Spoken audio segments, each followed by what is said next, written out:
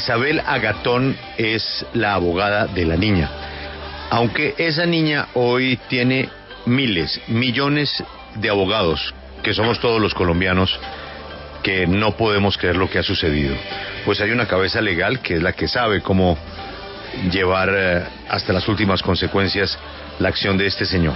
Ella se llama Isabel Agatón, porque desde ayer, poco a poco que se descubrían los hechos, pues Juliana se convirtió en la hija de muchos colombianos, en la hermanita chiquita de muchos colombianos. Un señor que tiene el privilegio de una buena educación, de un entorno familiar correcto, de haber podido viajar, de tener los privilegios que tiene. De pronto un domingo es otro señor, es un domingo que sale a la cacería de niños para torturarlos, violarlos y asesinarlos. ¿Sabremos si este fue el primero?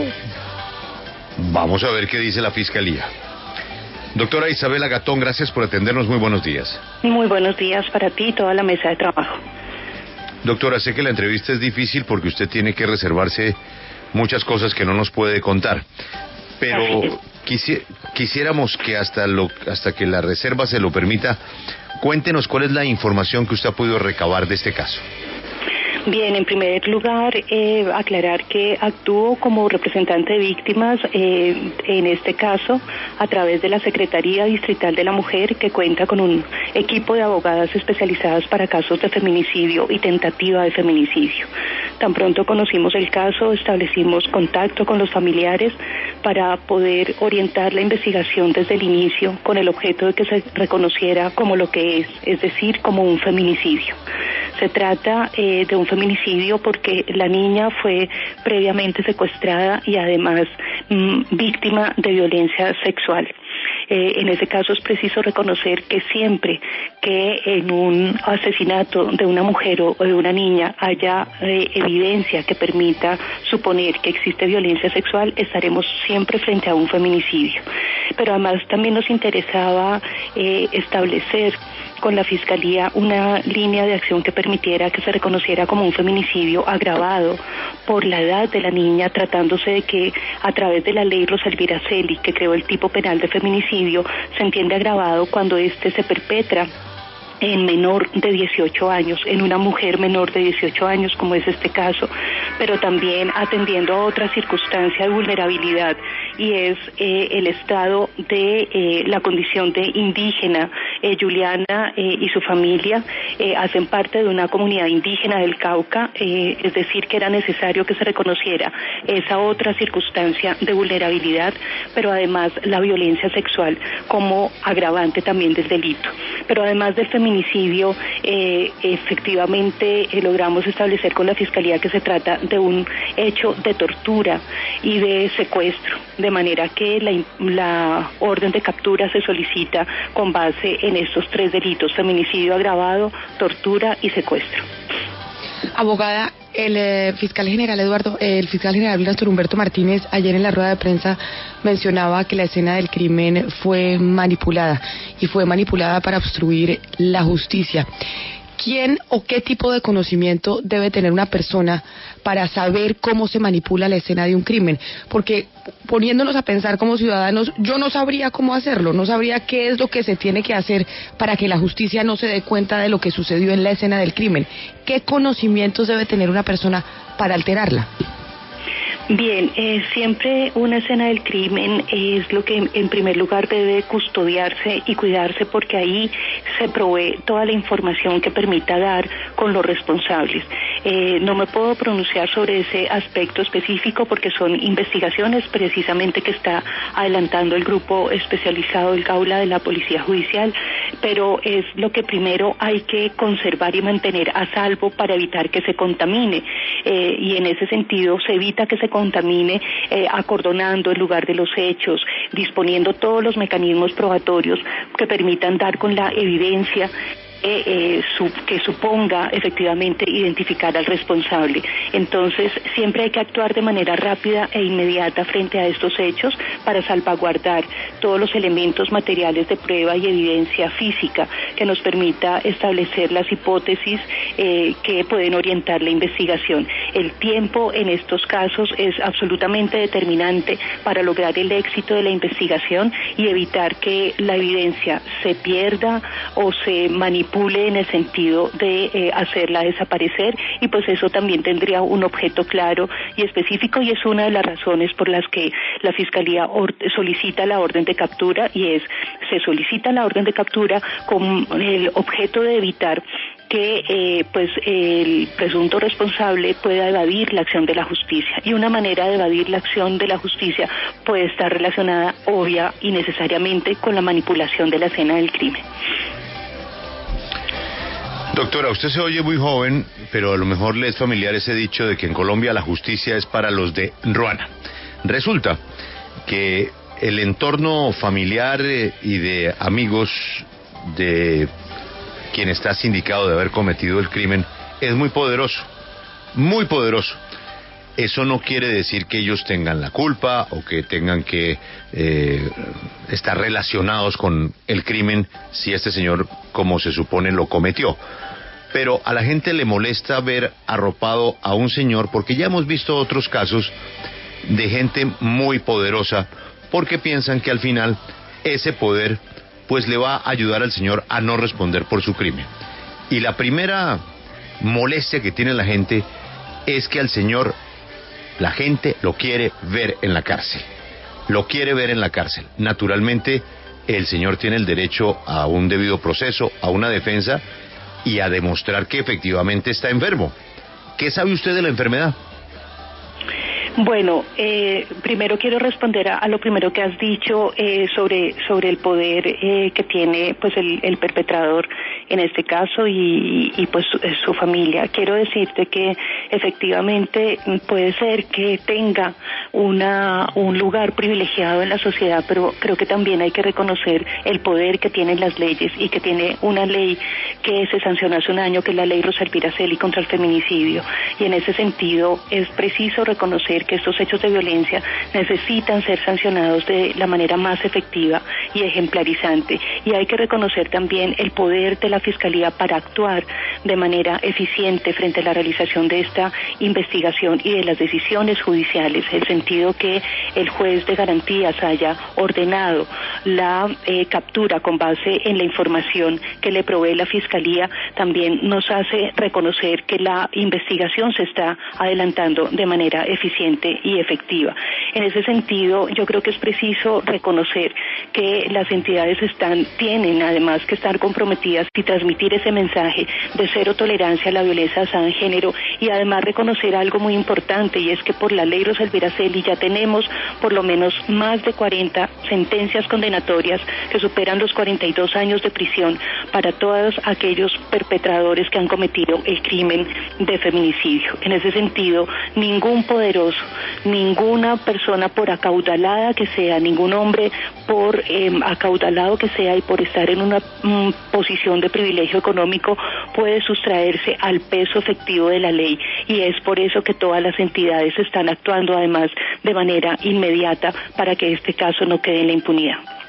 Son las 6 de la mañana, 32 minutos. Saludamos a todos nuestros oyentes en la nueva de 30 AM que nos escuchan en Nueva York, Nueva Jersey y Connecticut. Estamos hablando con la abogada Isabel Agatón, quien es la abogada del distrito de Bogotá para este caso de Juliana, la niña que fue torturada, violada y asesinada brutalmente en la capital. Abogada, y preguntándole sobre otra de las discusiones que existió ayer en torno a este caso, porque se llegó a acusar a los medios de comunicación de expresar y decir quién era el responsable de este atroz crimen sin que un juez hubiera fallado todavía, y que se estaba violando su presunción de inocencia.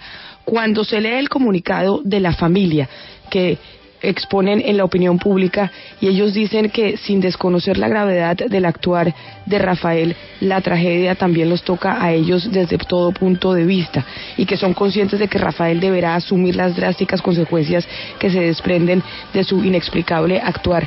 ¿esto ustedes lo interpretan como que la familia ya lo acepta como responsable y culpable? ¿Y que no hay duda alguna de que él fue el asesino de la niña?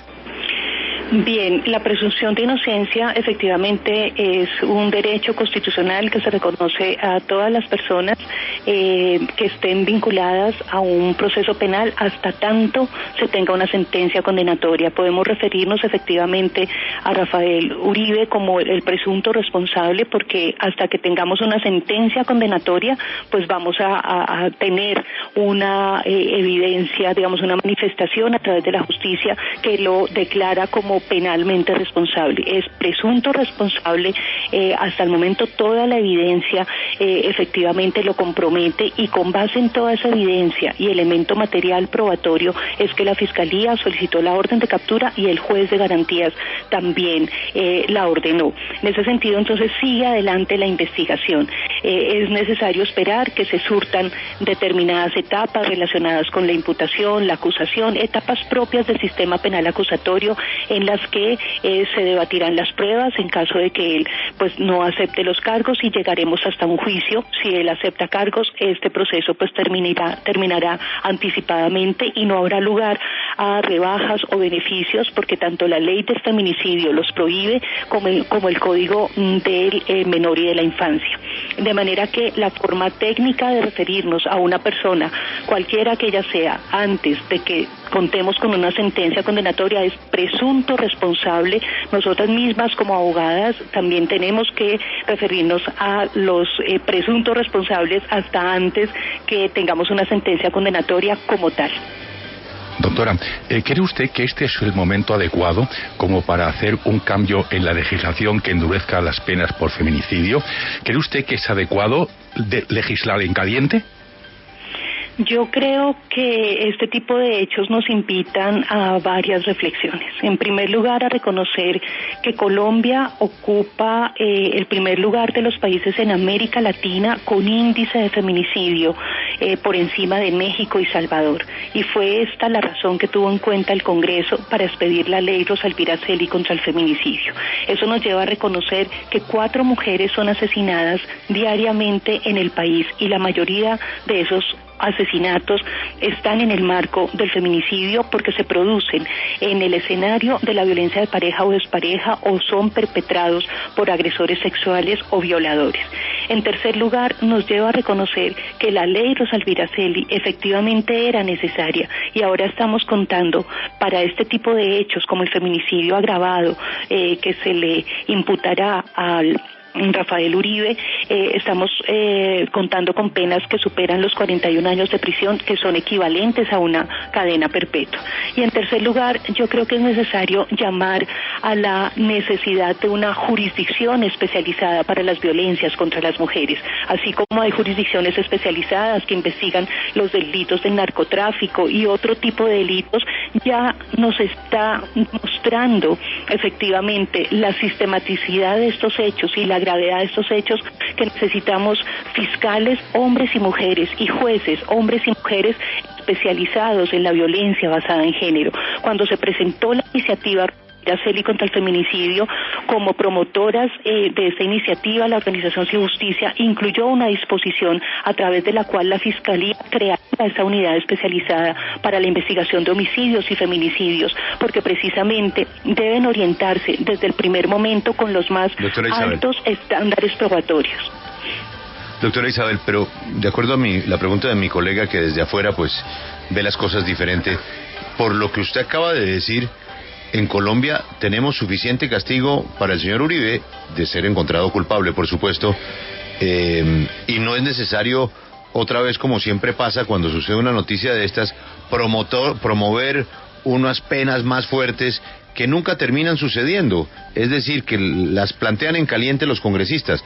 Con lo que hay, si se cumple, ¿es suficiente para castigar al señor Uribe? Yo estoy de acuerdo que con lo que hay, la ley Rosalvira Celi precisamente prevé penas proporcionales a la gravedad de los hechos. A través de la ley Rosalvira Celi, el señor Uribe tendría una pena que puede superar efectivamente los 40 años de prisión, además por el concurso heterogéneo de delitos, es decir, porque tenemos no solamente el feminicidio, sino también la tortura, también el secuestro y el acceso carnal violento, y estas conductas están agravadas. Pero sí llama la reflexión en dos sentidos, en el sentido de que es necesario especializar al personal encargado de realizar la investigación con el objeto de que esas sentencias pues efectivamente lleguen a ser condenatorias, porque la mejor manera de evitar la impunidad es contando con sentencias ejemplarizantes que le transmitan a todos los perpetradores hayan pensado siquiera llegar a privar de la vida a las mujeres. Tenemos que transmitirle el mensaje que no lo pueden hacer y que en caso de hacerlo estarán tras las rejas por casi el resto de su vida, en primer lugar. Y en segundo lugar, tenemos que con fiscales y jueces especializados, porque estos hechos de violencia están exigiendo precisamente una formación y una capacitación tanto de jueces, fiscales, como funcionarios de la Policía Judicial que adelantan la investigación. Doctora Gatón, gracias por su tiempo y bueno, tiene usted una misión muy importante que debe ser ejemplarizante para que se haga justicia como toca. Ha sido usted muy amable, feliz mañana. Gracias a ustedes, hasta pronto.